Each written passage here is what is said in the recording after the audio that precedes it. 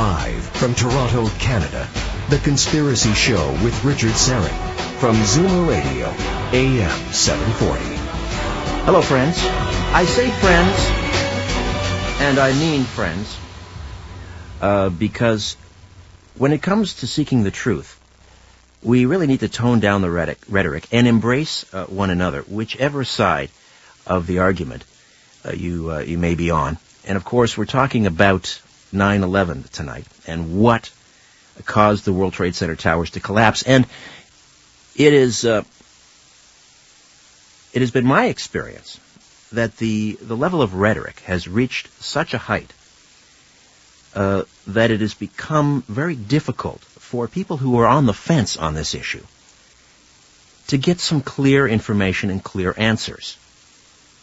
And one of the things that I think is the hallmark of this program is that we engage in civil, respectful discussions.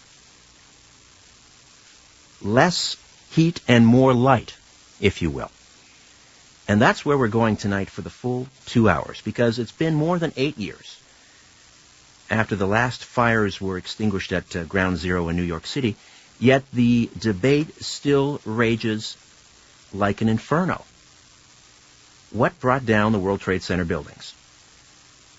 Members of the 9/11 Truth Movement continue to argue vigorously that the collapse of the World Trade Center was not caused by the plane crash damage that occurred as part of the September 11, 2001 attacks, nor by resulting fire damage, but by explosives installed in WTC buildings 1, 2, and 7 in advance.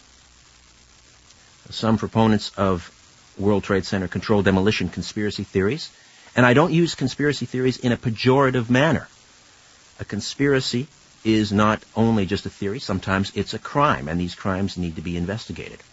But some of the adherents to the World Trade Center controlled demolition theory suggest that Building 7 was demolished because it served as an operational center for the alleged conspiracies, while others believing the government also wanted to destroy key files held there about corporate fraud. We'll leave much of that end of the discussion aside tonight, and we're going to concentrate on some of the more technical aspects.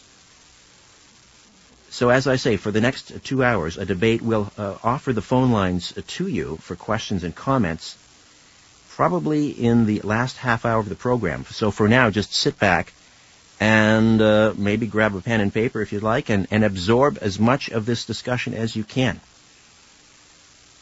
Let me introduce our esteemed guests tonight.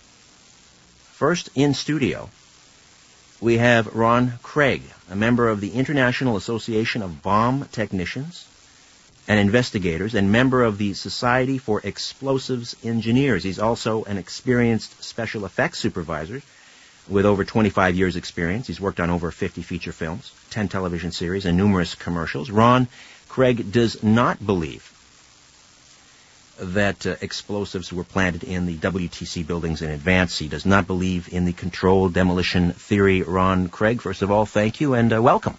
Thank you very much, Richard. I'm glad to be aboard. All right, and on the phone we have Richard Gage, is a San Francisco Bay Area architect, member of the American Institute of Architects, and founder of Architects and Engineers for 9/11 Truth. Richard Gage, welcome and thanks for being here. Thank you very much, Richard. It's great to be here.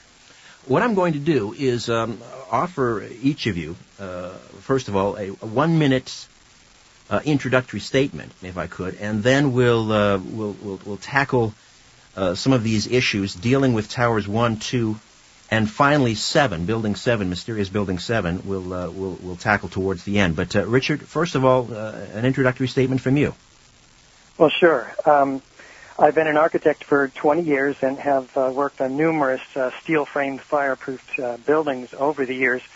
I'd like to thank you for taking on this weighty subject, Richard. I think the future of our country is actually at stake here. In fact, the first casualty of the war on terror was, in fact, the right to question it, the war on terror. We're asking critical questions based on scientific evidence that call for a new investigation. And I want to thank Mr. Craig also for having the courage to debate us tonight, because to my knowledge, there's only been one other individual willing to support the official story of the destruction of these 3 World Trade Center skyscrapers in an open forum like this. And of course, we're delighted to have him publicly supporting a new investigation of World Trade Center 7 as well. This means a whole lot to us, albeit coming from an expert actually in the art of illusion, or making fake explosions for Hollywood movies.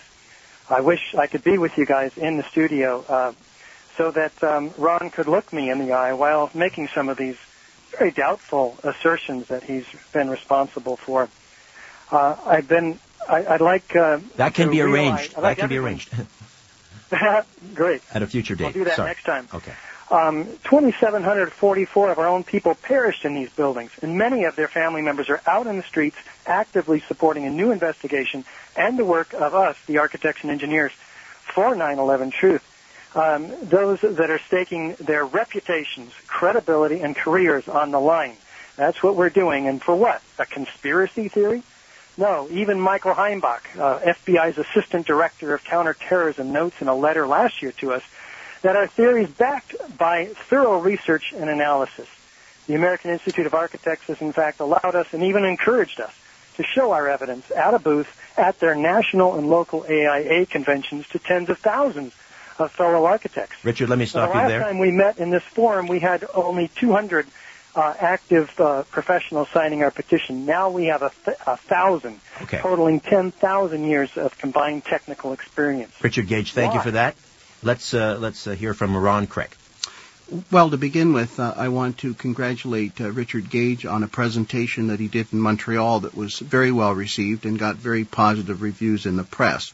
I think it's important that we move the dialogue forward by having an open discussion where we openly discuss not only the technical and the scientific, but also the theories of why the buildings collapsed. In my view, the buildings collapsed not because of explosives. There's absolutely no evidence that explosives was used. However, the buildings did collapse, and nearly 3,000 people died. And it's our mission, our responsibility, to make sure that we understand why that occurred so it doesn't happen again. But I can assure the listeners it wasn't explosives that brought them down. All right, short and succinct. Let's collect ourselves and get ready when we return to discuss the official story